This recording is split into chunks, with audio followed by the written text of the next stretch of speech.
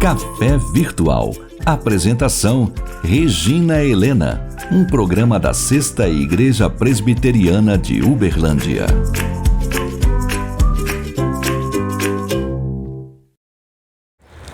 Olá, seja muito bem-vindo ao Café Virtual. E hoje eu gostaria de conversar com você sobre um sentimento muito nobre, mas raríssimo, é lealdade. E a pergunta para mim e para você, como nós temos sido com relação a Deus, com relação à sua palavra? Temos sido fiéis, leais, com relação aos nossos familiares, nossos amigos? E para meditar nesse tema, eu gostaria de lembrar a vida de Paulo.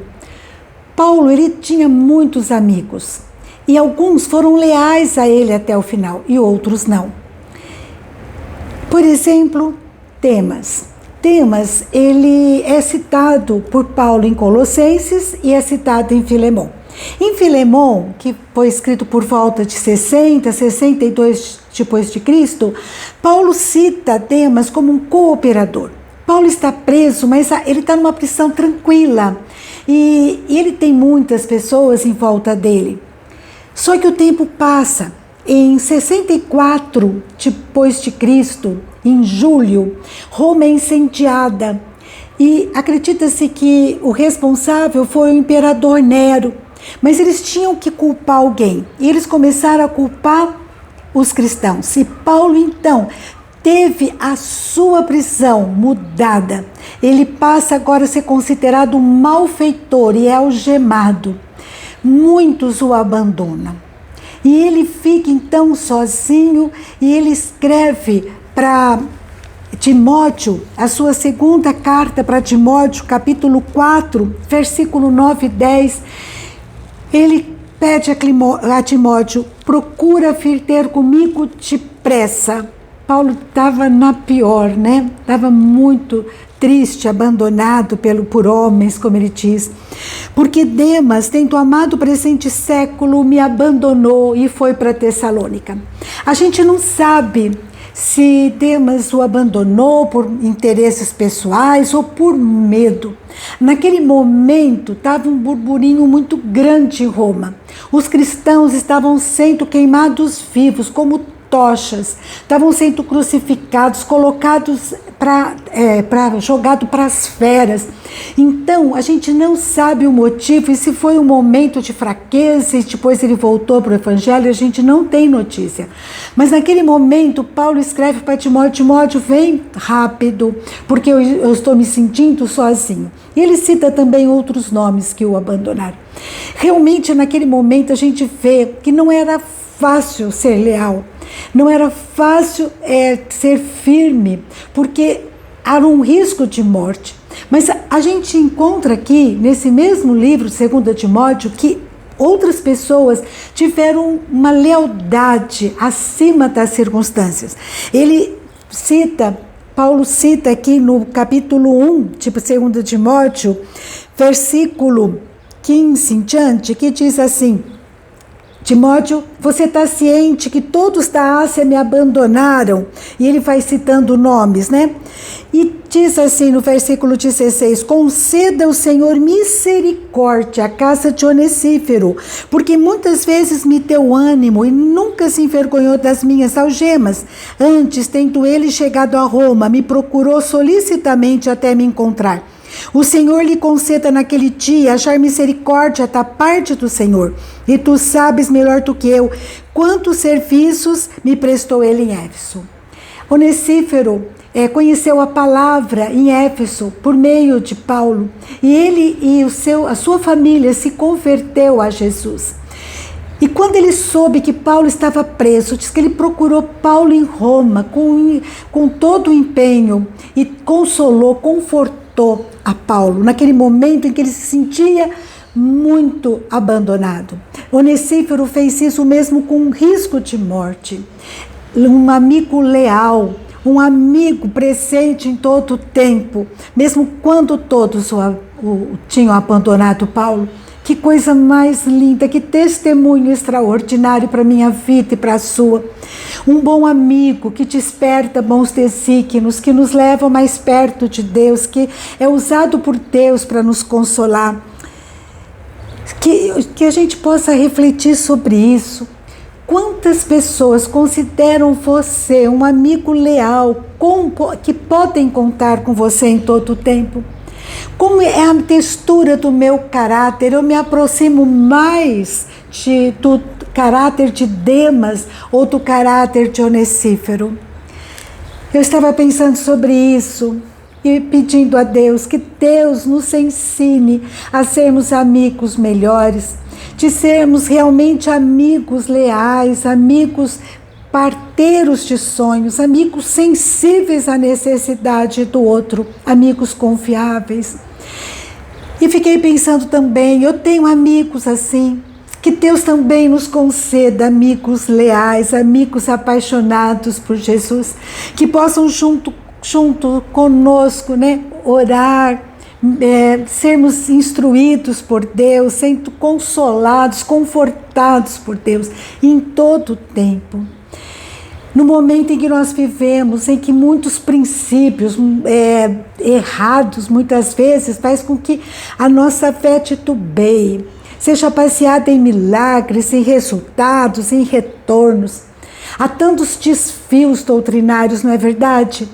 Pessoas que pensam que com Deus não há aflição, mas aqui na palavra a gente vê que nós vamos ter aflições, mas nós podemos ter bom ânimo, porque não estamos sozinhos. Mas esses desvios doutrinários muitas vezes desanimam quando vêm as provações. E nós precisamos estar atentos a isso, a não nos adaptarmos, a não nos acomodarmos a esses modismos, que às vezes vai nos distanciando e a gente vai perdendo a reverência, perdendo as marcas. Sabe aquelas estradas, que tem aquelas marcas, aquelas pinturas, das faixas que vão se desgastando? Nós temos que ficar atentos, porque a gente tem que ficar firme na palavra e em Deus, não importam as circunstâncias. E é isso que Paulo faz e fala e instrui Timóteo. Ele fala: Timóteo, eu estou abandonado, muitos me abandonaram, eu estou sofrendo as algemas por amor a Deus. Mas Timóteo, ele diz para Timóteo: fortaleça na fé, na palavra que instrui, na oração, não deixe de enfocar a Deus, não deixe de manter a chama viva do tom que está em você, Timóteo. Como nós precisamos aprender isso na nossa vida, ficarmos firmes no Senhor, a crer, a descansar no Senhor, não importam as circunstâncias, e também a sermos instrumento de Deus para falar isso para as pessoas que estão passando por lutas. Paulo, mesmo passando com lutas, ele fala: Timóteo, eu estou aqui firme, fique também, Timóteo. E ele fala para Timóteo: Timóteo, foge de homens maus. Fogem de homens maus que te desencorajam ou que te levam para doutrinas erradas, E venha para cá, vem aqui e traga Marcos. Vocês vão me encorajar e ser encorajados, que a gente juntos, um encoraje o outro. É uma bênção muito grande esse livro, que você possa estar lendo e meditando sobre ele. Paulo escrevendo a Timóteo, encorajando Timóteo. Timóteo, nós temos que amar a todos, mas nós temos que andar com poucos, porque poucos vão desfrutar do sobrenatural de Deus, poucos serão leais à palavra até o final e aos seus amigos até o final. Eu estava lendo a história de George Matheson. Ele ia ficar cego. Ele foi ao médico e o médico falou: você vai ficar totalmente cego. Ele fica totalmente desorientado. Ele estuda na Universidade da Escócia e ele tem uma noiva. E ele vai então, trôpego, falar com a sua noiva, contar para ela e dar liberdade dela desfazer o noivado. Mas no seu coração havia esperança que ela não o fizesse. E ele chega e conta para ela: eu vou ficar totalmente cego, mas você tem liberdade de acabar com o nosso noivado. e ela decide aceitar essa liberdade e ela desfaz o noivado. E ele fica tão desesperado. E em 1882, ele escreve um cântico porque ele encontra abrigo no Senhor. Ele escreve um cântico que nós conhecemos bem, que é o amor que perdura. Ele diz assim: amor que por amor desceste, amor que por amor morreste. Ele diz amor que nunca, nunca mudas. O amor de Deus é um amor leal, que nos seus braços me segura. Ele encontra esse amor, esse grande amor da parte de Deus. E da mesma forma acontece com Paulo, não é? Paulo, no capítulo 4 de 2 Timóteo, versículos 16 e 17, ele diz: todos me abandonaram. E no 17, mas o Senhor me assistiu e me revestiu de forças. Então ele diz para Timóteo: Timóteo, fica firme no Senhor, porque só Ele, a sua palavra, a lealdade de Deus que nos assiste em todo o tempo, essa é que importa. Isso é que importa. Que Deus fale ao meu e ao seu coração. Que nós possamos refletir qual é o grau da minha lealdade com Deus, com a sua palavra, no momento de tantos desvios. Qual é o grau da minha lealdade com os meus amigos, com os meus familiares, no momento em que tantos desistem de cumprir as alianças que fizeram.